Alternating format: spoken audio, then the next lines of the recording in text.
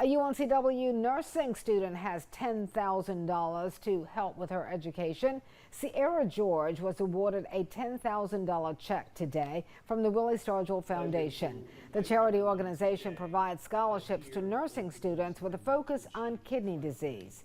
Willie Stargell, a former Pittsburgh Pirates first baseman, died from kidney disease in 2001. His widow, Margaret, then started the foundation.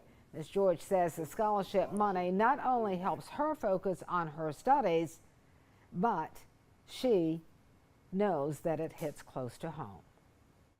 I recently had a family member pass from kidney disease, and it really strengthened my desire to learn more about the disease process and how I, as a future family nurse practitioner, can be a beacon to educate patients on how to manage their disease process and how to prevent it.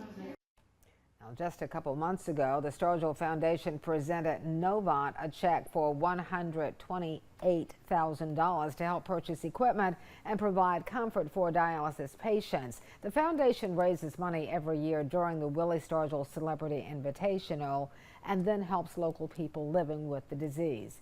The Invitational is scheduled for the second week in November.